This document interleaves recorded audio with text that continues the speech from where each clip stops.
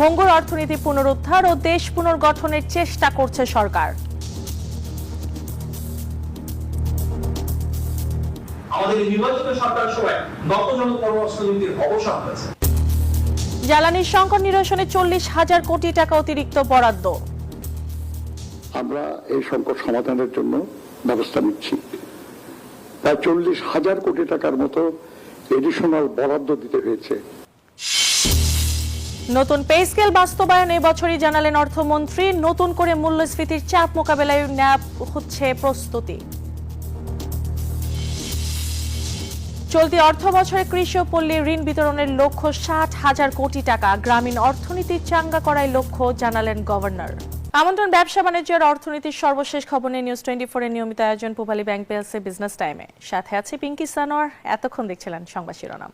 পতিত সরকারে রেখে যাওয়া ভঙ্গুর অর্থনীতি পুনরুদ্ধার ও দেশকে নতুন করে পুনর্গঠনের কাজ করছে সরকার, এমনটাই দাবি ক্ষমতাসীন দলের নেতাদের। সরকারের 180 দিনের কর্মযজ্ঞ ও আগামী দিনের পরিকল্পনা নিয়ে প্রধানমন্ত্রীর কার্যালয়ে আয়োজিত মতবিনিময় সভায় তারা আরও বলেন, এই 6 মাসের পথচলা স্বচ্ছতা ও দায়বদ্ধতারই প্রত্যক্ষ প্রতিফলন। এই সময় রাষ্ট্র মানুষের মর্যাদা প্রতিষ্ঠা সরকারের বড় সাফল্য বলেও উল্লেখ করা হয়। 180 দিনের সরকারের কর্মযজ্ঞ নিয়ে প্রধানমন্ত্রীর কার্যালয়ে মতবিনিময় সভায় উপস্থিত ছিলেন সরকারের বিভিন্ন মন্ত্রণালয়ের উপদেষ্টা, মন্ত্রী, প্রতিমন্ত্রী ও প্রধানমন্ত্রী কার্যালয়ের মুখপাত্র সহ গণমাধ্যম কর্মীরা। সরকারের কার্যক্রম তুলে ধরে মাহাদি আমিন বলেন, ফ্যাসিবাদী শাসনামলে ভঙ্গুর হয়ে পড়া রাষ্ট্র ব্যবস্থা থেকে উত্তরণে কাজ করছে সরকার। সরকারি কর্মকর্তাদের নতুন পে স্কেল চূড়ান্তের পাশাপাশি জুলাই শহীদ পরিবার ও আহতদের পাশে থাকার কথাও জানান তিনি। 200 ইলেকট্রিক বাস ঢাকার রাজপথে এবং বিশ্বের বিভিন্ন দেশের সাথে তাল মিলিয়ে ইলেকট্রিফিকেশন কিভাবে বাড়ানো যায় যানবাহনের ক্ষেত্রে সে ধরনের উদ্যোগ চালু রয়েছে। তিস্তা মহাপরিকল্পনা এবং পদ্মা ব্যারেজে দৃশ্যমান অগ্রগতি হয়েছে। বক্তারা বলেন, ধ্বংসস্তূপে পরিণত দেশের দায়িত্ব নিয়েও স্বাভাবিক গতিতে দেশকে এগিয়ে নিয়ে যাচ্ছে সরকার। জনগণের সরকার, জনগণের কাছে দায়বদ্ধ সরকার। জনগণকে জানানোর অধিকার আছে, আমাদের জানাতে হবে। জনগণের জানার অধিকার আছে, সেখান থেকে আজকে আসলে আমরা 180 দিন করেছি। বিগত সরকার ভঙ্গুর দশা দেশকে রেখে গেছে, যা তারেক রহমান সরকার যে পরিচালনা করতে পারছে, এটাই কিন্তু অনেক বড় কিছু।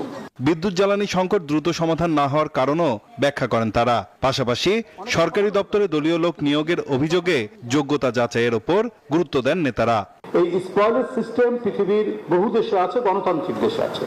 আপনাদের দেখার বিষয় ওই জায়গার জন্য কোয়ালিফাইড কিনা। চলতি অর্থ বছরের মধ্যেই স্থানীয় সরকারের 5টি নির্বাচনে সম্পন্ন হবে। এই দিনগুলিকে আমাদের ব্যয় করতে হচ্ছে যত না বেশি কর্মসূচি বাস্তবায়ন করার জন্য, তার চেয়ে বেশি বাস্তবায়ন করতে হচ্ছে ধ্বংসস্তূপকে নতুন কর্মসূচি গ্রহণ করার উপযোগী হিসাবে গড়ে তোলার জন্য।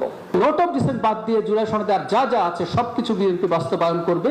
আইন শৃঙ্খলা পরিস্থিতি ও সাবেক আইজিপি বেনজির আহমেদকে দেশে ফেরানোর বিষয়ে আইনি ও কূটনৈতিকভাবে ব্যবস্থা নেওয়ারও কথা জানানো হয়। প্রয়োজনীয় যোগাযোগ স্থাপন করা হয়েছে আমাদের দূতাবাসের মাধ্যমে, পররাষ্ট্র মন্ত্রণালয়ের মাধ্যমে, এবং আইনি প্রক্রিয়ায় যাতে তিনি খুব কোনো সুবিধা না পান সেজন্য সেখানকার আইনি প্রতিষ্ঠানকে পর্যন্ত নিয়োগ দেওয়া হয়েছে। কোনো মব কালচার টলারেট করা হবে না। দেশ চলবে দেশের আইন অনুযায়ী। সরকারের দাবি 6 মাসের কর্মযজ্ঞই গড়ে দিবে জবাবদিহিমূলক ও কল্যাণমুখী রাষ্ট্রের ভিত্তি। শুধু জনগণের কাছে যে দায়বদ্ধতা। নাইম আলচিকো, নিউজ 24, ঢাকা। গ্রামীণ অর্থনীতি চাঙ্গা করতে চলতি অর্থবছরে 60,000 কোটি টাকা কৃষি ও পল্লী ঋণ বিতরণের লক্ষ্যমাত্রা নির্ধারণ করেছে বাংলাদেশ ব্যাংক, যা আগের বছরের চেয়ে 54% বেশি। সেই সাথে ব্যাংকগুলোর মোট ঋণের 4% কৃষি ও পল্লী ঋণ খাতে বিতরণ বাধ্যতামূলক করা হয়েছে। সোমবার তফসিলি ব্যাংকগুলোর প্রধান নির্বাহীদের সঙ্গে বৈঠকের পর কৃষি ও পল্লী ঋণ নীতিমালা ঘোষণা করে কেন্দ্রীয় ব্যাংক। নতুন নীতিমালায় প্রকৃত কৃষক শনাক্তে কৃষক কার্ড ও কর্মকর্তাদের প্রত্যয়ন চালুর পাশাপাশি বাধ্যতামূলক পাস বইয়ের নিয়ম বাতিল করা হয়েছে। মৎস্য প্রাণী সম্পদ দলগত এবং 5 লাখ টাকা পর্যন্ত জামানতবিহীন ঋণের সুযোগ রাখা হয়েছে। নারী ও প্রান্তিক কৃষকরা পাবেন বিকল্প জামানতেই ঋণ। ঋণ হিসাবে যেটা দেওয়া উচিত সেটার তুলনায় মনে হয় আমরা আরো বাড়ানো দরকার। সেই উদ্দেশ্যকে সামনে রেখে আমরা 2.5% থেকে এবার 4% উন্নীত করেছি। এটা ভবিষ্যতে আরো বৃদ্ধি পাবে, যাতে কৃষি যেই অবদানটা জাতীয় আয়ে রাখে সে অবদানের সমপরিমাণ বা অবদানের সাথে সামঞ্জস্য রেখে কৃষিতেও আমরা ঋণের বিতরণ সহ অন্যান্য সুযোগ সুবিধা বৃদ্ধি করতে পারি। অনুকূল পরিবেশ পেলে বাংলাদেশে কষ্টার্জিত অর্থ বিনিয়োগ করতে চান সংযুক্ত আরব আমিরাত প্রবাসী বাংলাদেশি ব্যবসায়ীরা। এআই ভিত্তিক ইসলামী ব্যাংকিং, খাদ্য প্রক্রিয়াজাতকরণ, নবায়নযোগ্য জ্বালানি, পর্যটন, শিক্ষা ও স্বাস্থ্য খাতে প্রায় 1000 কোটি টাকা বিনিয়োগের সম্ভাবনা দেখছেন তারা। তবে বিনিয়োগ সহজ করতে সরকারি অনুমোদন, জমি, অবকাঠামো, ওয়ান স্টপ সেবা চান তারা। সোমবার রাজধানীতে প্রবাসী ব্যবসায়ীদের সংগঠন বাংলাদেশ সিআইপি বিজনেস অ্যাসোসিয়েশন আয়োজিত সংবাদ সম্মেলনে এসব কথা বলেন প্রবাসী ব্যবসায়ীরা। পাশাপাশি ভিসা জটিলতা নিরসন, দেশে আটকে পড়া প্রবাসীদের দ্রুত আমিরাত ফেরানোর এবং মালিক পরিবর্তনের সুযোগ চালুর দাবি জানান তারা। রেমিটেন্স প্রবাহ বাড়াতে বিদ্যমান প্রণোদনা পর্যায়ক্রমে সর্বোচ্চ 5% উন্নীত করার বিষয়টি বিবেচনা করা এবং আমাদের কাছ থেকে তারা সাহায্য দিচ্ছে এবং আমরাও আন্তরিকতার সাথে ঘোষণা দিচ্ছি যে আমরা সিএবি অ্যাসোসিয়েশন আমাদের সাথে যারাই আছেন আমরা সর্বোচ্চ গভর্নমেন্টকে সহযোগিতা করব। বাংলাদেশ থেকে আরো বেশি দক্ষ জনশক্তি নিতে লিথুয়ানিয়ার প্রতি আহ্বান জানিয়েছেন প্রধানমন্ত্রীর পররাষ্ট্র বিষয়ক উপদেষ্টা হুমায়ুন কবির। সোমবার তেজগাঁওয়ে প্রধানমন্ত্রীর কার্যালয়ে বাংলাদেশে নিযুক্ত লিথুয়ানিয়ার অনাবাসিক রাষ্ট্রদূত ডায়ানা মিকেভিসিয়েন এর সাথে সাক্ষাতে আহ্বান জানান তিনি। একই সঙ্গে বাংলাদেশি নাগরিকদের ভিসা প্রক্রিয়া সহজ করতে ঢাকা লিথুয়ানিয়ার একটি ভিসা সেন্টার স্থাপনেরও অনুরোধ জানান তিনি।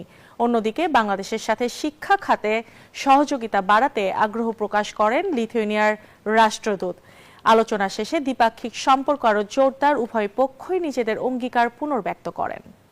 বড় পতনের মধ্য দিয়ে শেষ হয়েছে সপ্তাহের দ্বিতীয় দিনের লেনদেন। সোমবার ঢাকা স্টক এক্সচেঞ্জ প্রধান সূচকের পাশাপাশি কমেছে বাকি দুই সূচকও।